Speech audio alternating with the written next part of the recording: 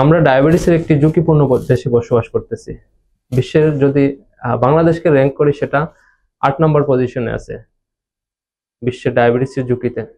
আমরা যদি রাস্তা থেকে 100 জন লোক ধরে নিয়ে আসি এবং তাদের যদি ডায়াবেটিস টেস্ট করি, দেখা যাবে যে তাদের মধ্যে 14 থেকে 15 জনের প্রাপ্তবয়স্কের ডায়াবেটিস আছে। আমি ডাক্তার আবু কামরান রাহুল, মেডিসিন বিশেষজ্ঞ, বঙ্গবন্ধু শেখ মুজিব মেডিকেল বিশ্ববিদ্যালয়ে কর্মরত আছি। আজকে আমি ডায়াবেটিস কি এবং ডায়াবেটিস কত প্রকার এবং ডায়াবেটিসের চিকিৎসা প্রতিরোধ সেগুলো সম্পর্কে আমি ধারাবাহিকভাবে বলার চেষ্টা করব।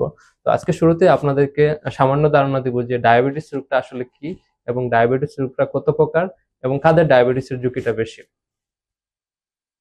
তো প্রথমে আসি যে ডায়াবেটিসটা কি। ডায়াবেটিস একটি হরমোন সংশ্লিষ্ট রোগ। আমাদের শরীরে অগ্নাশয় নামে একটি অঙ্গ আছে, যেখান থেকে প্রতিনিয়ত ইনসুলিন নামক একটি হরমোন আসে।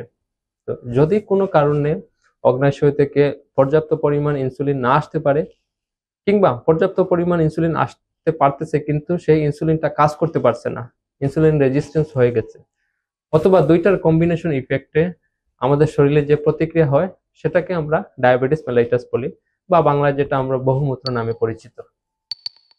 তো এই ডায়াবেটিস আসলে এমন একটি রোগ যেটা আমাদের মাথা থেকে শুরু করে পা পর্যন্ত প্রায় প্রতিটা অঙ্গতে সে ইফেক্ট করে।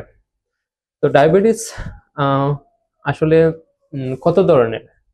ডায়াবেটিস সাধারণত আমরা 4 ভাগে ভাগ করতে পারি। সেটা হচ্ছে type 1 diabetes, type 2 diabetes, গেস্টেশনাল diabetes এবং আদার স্পেসিফিক কিছু ডায়াবেটিস।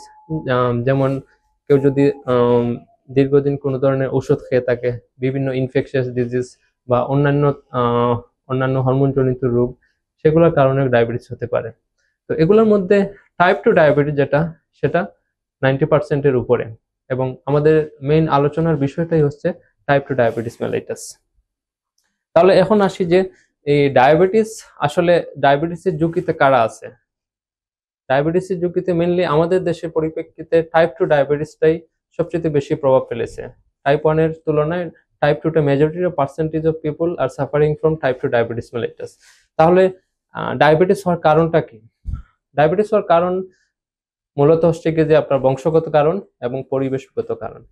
যদি পয়েন্ট আকারে বলি, তাহলে প্রথমত আসেন যে বংশে যাদের ডায়াবেটিস আছে, ফার্স্ট ডিগ্রি রিলেটিভ, যেমন আপনার বাবা মা ভাই বোন, তাদের যদি ডায়াবেটিস থাকে তাহলে আপনার ডায়াবেটিস হওয়ার ঝুঁকি বেড়ে যায়। তারপরে আছে চাচা ফুফু, মামা খালা, দাদা দাদি, নানা নানি, তাদের যদি ডায়াবেটিস হয় আপনার ডায়াবেটিস হওয়ার ঝুঁকি বেড়ে যায়।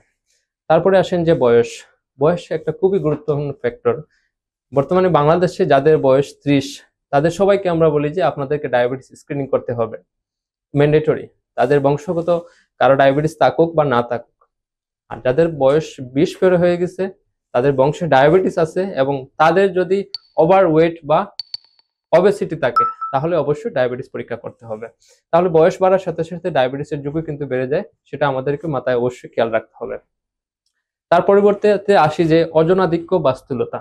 যারা তুলনামূলকভাবে ওভারওয়েট এবং অবেসিটিতে ভুগতেছেন, তাদের ঝুঁকি কিন্তু অনেক বেশি।